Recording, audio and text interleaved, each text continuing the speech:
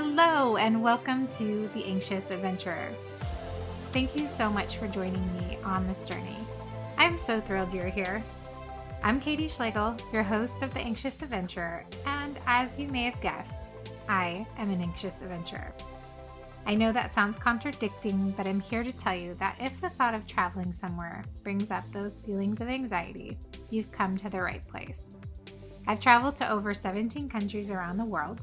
I've lived in Buenos Aires, Argentina, and trekked across South America solo. I don't say these things to impress you. No, that's not what I'm here for.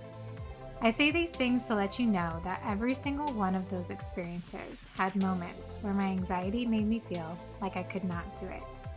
So if that's how you feel, or have ever felt, you are not alone.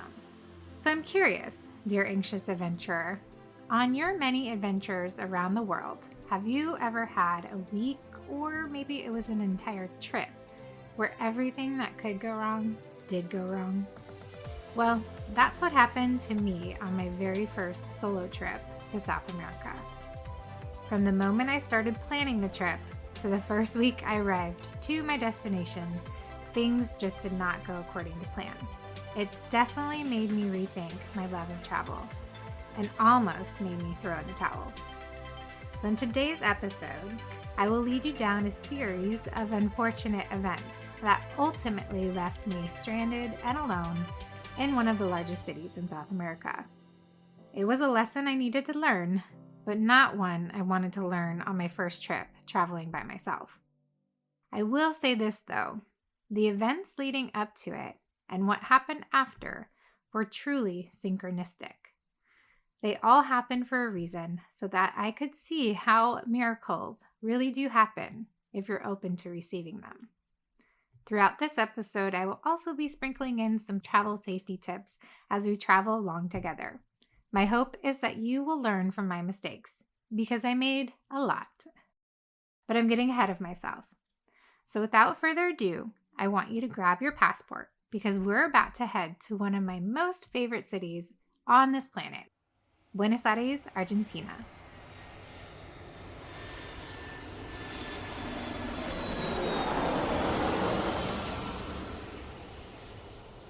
Welcome to Buenos Aires, Argentina, also known as the Paris of South America. Walking the streets of Buenos Aires, you feel the past, the present, and the future all rolled up into one. The city holds so much history and so many secrets. You feel the hurt and the pain of the past as you take each step on its cobblestone streets. Her people are strong, passionate, and resilient. Off in the distance, you hear music that takes you back to a different moment in time. A time when the tango was danced in the streets. Have you been to Buenos Aires, Argentina? Many times when I tell people of my travels to Argentina, they either know it well or don't quite remember where it is in South America. So here are some facts to get you two more acquainted. Argentina spans an area of over 1 million square miles. It is the second largest country in South America, Brazil being the first. It's the fourth largest country in the Americas and the eighth largest in the world. It shares the southern half of South America with Chile to its west. It's also bordered by Bolivia and Paraguay to the north, and Brazil to the northeast. And let's not forget about Uruguay. It's nestled in there too, just between Argentina and Brazil. Argentina is a country of ebbs and flows. I'm always amazed at how resilient her people are. There's so much I want to tell you about Argentina, but I'll unpack all of that over future episodes. For today, let's start our adventure and venture out into the city of Buenos Aires. But first, a little background on how this all began. Let me take you back to about 18 years ago. I knew from a very young age I wanted to experience life in another country, even if it was just for a brief moment in time. I've always been the curious sort. I was 21 years old and off on my next adventure. It was my second to last semester in college, and I had to choose a country and a city to complete a study abroad program in. A city where I had to learn how to make my own cultural connections. I was all set to go to Kabul, Afghanistan, when my parents frantically told me they would be so incredibly worried if I were to go there. At that time, it was just as volatile as it is now. I remember a phone call with the director of a women's organization in Kabul that I was planning on interning at. During our conversation, she told me each morning they would send for me in a private car with security, just so I would be safe. I think it was at that point I realized the panic I was putting my parents through. I had worked all semester long creating my program for Kabul. The degree I have is in global studies, a relatively new degree at the university at the time. And if you're not familiar with it, think cultural anthropology. The task at hand was to create my very own study abroad program in a country of choice. After having to pivot, I was left with starting all over in my quest to find a new country, a new city, and new contacts, all within a matter of 2 months' time. I was so stressed out and, yes, super anxious about the whole thing. My goal was to spend a good 6 months in the city and country I chose, so I was on a time crunch for sure. Stressed out and seriously over it all, I went to my brother, who had previously gone through the same bachelor's degree program. I told him my frustration, and he mentioned that he knew a woman who was from Buenos Aires, Argentina. I didn't know much about the country or the culture. I knew they spoke Spanish, and as you can probably remember, my vocabulary at the time consisted of hola and sí.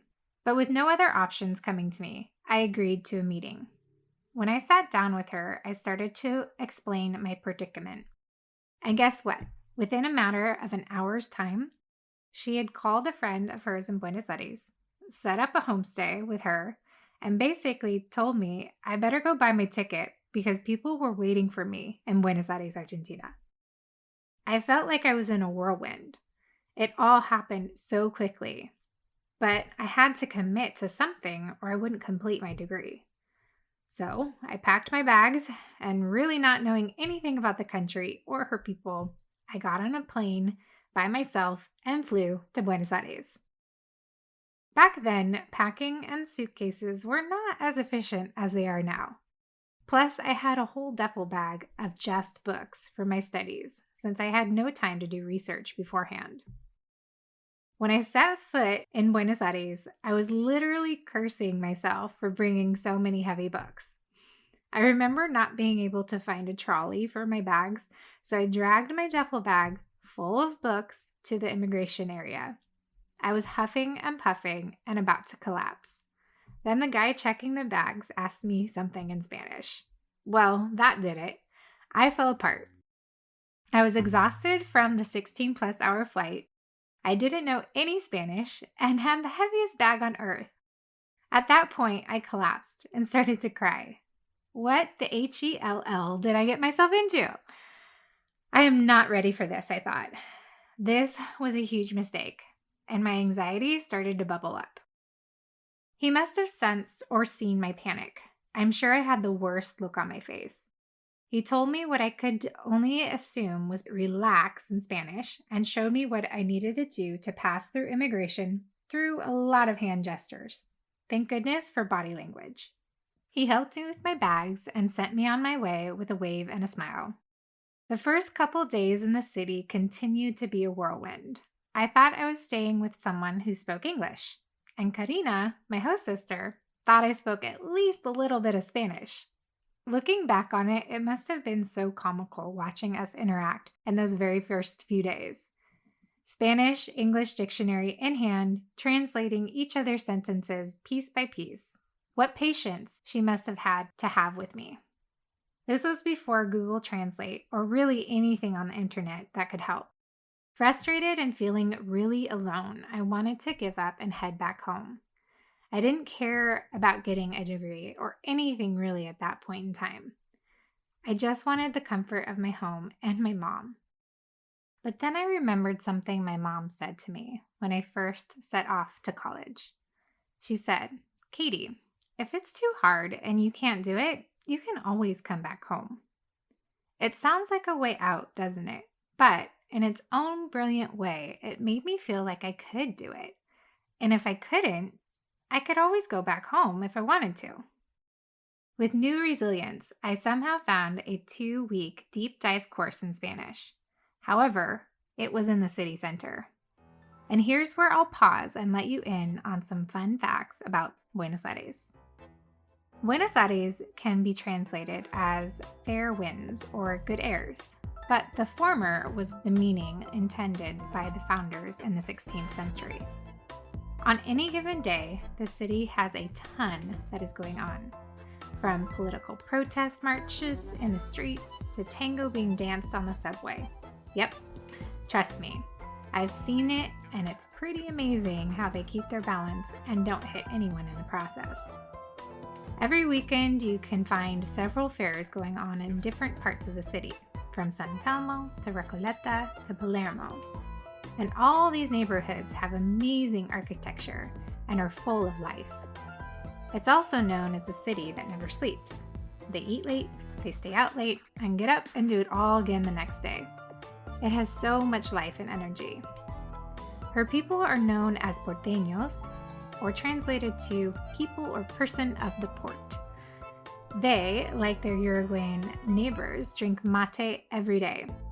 It's a delicious tea drink that I'll fill you in on in a later episode. Oh, Buenos Aires, how I love that city. I could go on, but I want to come back to the story at hand. A little tale that I like to call How to Get Your Wallet Stolen While Traveling. Now, I know you may be thinking, excuse me, why would I want to go out of my way to get my wallet stolen? Well, obviously, you don't want to get your wallet stolen while traveling. That was just to get your attention. However, through my account of getting my wallet stolen, I learned some valuable lessons that I would like to share with you today. This is more of a tale of what not to do, as well as what to do when/if this ever happens to you. Wherever you are in this world, having anything stolen from you makes you feel very vulnerable, not to mention super anxious. You try to assess what you could have done differently to avoid it, but in reality, it happens. If you're willing to see the silver lining, you are the better for it. As I told you before, it was my first time traveling abroad solo. I had no idea what to expect, and therefore no way to really prepare for it. I signed myself up for those Spanish immersion classes in the city, hoping it would help accelerate my learning. And it was my first day. I made it to El Centro by myself on a train that I had only ridden once. After the morning lessons, it was lunchtime, and I had a break for myself. I could either eat lunch on a stiff chair in the hallway staring at a wall, or go outside and see the city. I chose to sit outside and see the city. After all, it was my first day solo, and I was feeling pretty darn confident in my street skills. I found a cozy, shaded bench in a nearby park and set out to eat my lunch as the sun speckled its way through the tree leaves above. I am a lover of people watching and was so fascinated by everything that was happening around me. I mean, who wouldn't be? As I munched on my delicious apple, a man walked by me and dropped his keys right in front of my feet. He was a well-dressed man. He had a suit, a tie, and really shiny shoes, I remember. He dressed like he really cared about his appearance. I saw the keys at my feet and my instinct kicked in. So I picked them up, grabbed a bag, and ran after him yelling, "Señor, señor." He turned around and saw the keys in my hand, took them, and said thank you with a little bow of his head. And that was it. I walked away with a smile on my face, thinking I had done something good that day. All of a sudden, I had this terrible feeling in the pit of my stomach. You know, the one where you want to throw up right then and there. I went to another bench in the park, put my bag down, and opened it up. And that's when I realized my wallet had indeed been stolen. What? I couldn't believe it. I just helped some poor man who dropped his keys, and somehow the universe repays me with this? I mean, come on. I don't know quite how it happened, but looking back on it, somehow When he dropped the keys in front of me, he had lifted my wallet while I was distracted looking down at the keys. Ugh. I sat there stunned. I didn't know much about the city, but I was starting not to like it at all. Thankfully, I only had cash in my wallet. All of my valuables, documents, and credit cards were in my traveler's belt, safely close to me. But still, I had no money to get back on the train and really no way of communicating my story. After all, as you remember, my Spanish consisted now, after my class, of sí, hola, no, and señor y señora. And here is your first travel safety tip. Keep valuable documents either in a money belt or locked in a secure safe back at your hostel, hotel, or homestay. Never carry them around in your purse or pocket. Now, at that time in Buenos Aires, the banks held crazy hours, which I didn't know. So by the afternoon, all of them were closed, which left me with no way of getting more cash. All I had left was about 20 cents, and I needed at least 50 cents to get home. And here's your travel safety tip number 2. Keep some money stashed in your bra, or your sock, or somewhere no one can easily get to. An extra credit card or debit card is always a good idea to keep in your bra or sock as well. So, what was a girl to do? I went to my Spanish class trying to explain what happened with no luck there. Everyone only spoke Spanish. It was a Spanish immersion class after all. So after that, I had no choice but to go to the train station and try to figure this out by myself. I walked there head down and defeated, not knowing how I was going to get back home. And then something interesting happened. I went to the ticket booth at the train station and tried to explain to the best of my ability what happened. The man in the booth must have taken pity on me because he let me buy a ticket for 20 cents. I felt like the wind shifted and suddenly fate was back on my side. Now, if you've ever tried to take public transportation in a country where you do not speak the language, let alone read it, taking a train or a bus can be tricky. Each one going in different directions to all sorts of places. Luckily, that morning I paid attention to the train I was on. But unluckily, that morning I didn't pay attention to the train stop I needed to get off at. So if you're already thinking, uh-oh, then you probably can guess what happened next. Travel safety tip number 3. Always, and I mean always, make a mental note, if not an actual note, of where you get on and off the train, bus, or subway. Carry a little travel notebook with you at all times. Make note of the cross streets, the stores on the corners, or take a picture to reference later. You can even use the Notes app you have on your phone. Anything really that will help remind you of what's around you. And yes, you probably guessed it, I totally missed my stop. It wasn't until 3 stops later that I realized I missed it too. I was so frustrated with myself, not to mention really scared. At the time, public transit in Buenos Aires had you purchase your ticket according to where you were going. So I had no money now to get another ticket back to my stop. By now, I'm sure you're thinking to yourself, well, how is she going to pull this one off? Throw in some panic, and I was right there with you. I literally was in full panic mode. Imagination going places it shouldn't be going, to the point where I was surely going to die.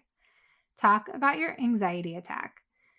I was literally breaking down on some far out of the way place on a train platform where nothing looked familiar. And here's your travel safety tip number 4. When panic or anxiety sets in, try to stay as calm as you can. One thing I've learned is to take deep, deep breaths and whoosh it out your mouth. You can literally do that now with me so you can feel the difference. I'll explain it first and then we'll do it together. Inhale deep into your lower belly and lower back ribs. Then exhale out your mouth with a whoosh sound. Okay, let's try it together. Inhale. And exhale with a whoosh. You may look totally odd, but trust me, it works wonders for bringing you back into the moment and grounding yourself. You may have to do it a few times in a row for it to really take effect, though. Taking a moment to gather yourself will give you the clarity you need to assess the situation with a level head. You will not get anywhere acting in panic mode. With that being said, somehow I pulled myself together, crossed the tracks, and took a deep breath like we just practiced together. At this point, I had 4 options. 1, sit there and cry, which was really not an option. 2, try to walk back to my neighborhood with no map, not a smart or safe option. 3, get on the train without a ticket, really not a good option unless I wanted to get a free ride to the police station. Or 4, try to explain once again what happened to the guy at the ticket booth and again hope he had pity on me and would give me a free ticket. And really, this was the only option there was. Well, that option didn't work. I tried and I failed miserably. Just when I started to give up hope, a little grandma and her granddaughter saw my distress. Somehow, and I really don't know how, they understood exactly what happened to me and bought me a train ticket. Again, somehow, and don't ask me how. She knew exactly where I needed to get off. She didn't speak any English, and remember, I didn't speak hardly any Spanish. But again, somehow we communicated. She ended up getting off at the stop just before mine and told me to remember the next stop is the one I have to get off on. Again, I don't know how I understood anything she was saying to me, but it was like we understood each other without even speaking the same language. I made it home with one more blunder of missing my stop again. I know. But luckily, this time I recognized the neighborhood and was able to walk home from there. It was almost dark by the time I got back home. My host sister was worried sick. She made me some mate, and over our Spanish-English dictionary, I told her my tale of unfortunate yet somehow fortuitous events of the day. So travel safety tip number 5. Find a way to comfort yourself at the end of the day if something like this happens to you. It wasn't your fault. Things happen. The way you react to it is what counts. So try not to beat yourself up about it and take it as a lesson learned. I know you may be thinking, well, this girl totally went out of her way to make all that happen. But I didn't. I did do some things that I should not have done, and some things I have no idea how I did them. But what I do know is I totally learned how to get my wallet stolen. It was a good lesson to learn, and I am indeed a better traveler for it. How, you may ask? Well, I not only learned a big lesson in what not to do, but even more so, I got my first real taste of random acts of kindness from a complete stranger who sincerely had my best interest at heart. The other thing I learned from this was that no matter where I am in the world, I try to pay those acts of kindness forward. And here is your travel safety tip. Number 6, the final one. Practice good deeds. Always pay it forward because you never know when you'll need that help. As I close, I will leave you with these thoughts on what is to come from these Anxious Adventurer episodes. The things I tell you here, you may think sometimes that I reveal too much of myself. One thing you will get to know about me is I have never really been afraid to lay my heart open for others to see. In the past, people have worried about my state of being from the things I may have written or said, but my thought is this. Everyone goes through these struggles, some more than others. And who am I to keep what I'm experiencing inside for only me? To me, that is the very opposite of what defines an experience, don't you think? In my humble opinion, you're supposed to live it and then retell it. That's what storytelling is all about. For at the very least, others can either learn from it or just hear and know that someone too is going through similar struggles or experiencing anxiety when they travel. and all the other things that life brings your way, like those moments of laughter, joy, love, pain, or heartbreak. If I don't share my vulnerable moments, then who am I to say that I have experienced anything at all? And for those of you who are anxious, but so badly want to experience an adventure of your own, I encourage you to live in this moment, in this time, and take that leap into the unknown, no matter how scary it may be. There is a whole world out there waiting to be explored. And remember, I'm right here with you. Thank you so much for joining me on this episode today. I hope you learned a little, laughed a little, and maybe it left you with some food for thought. Or at least put a smile on your face, I hope. All right, that's it for now. Until next time, ciao, besos.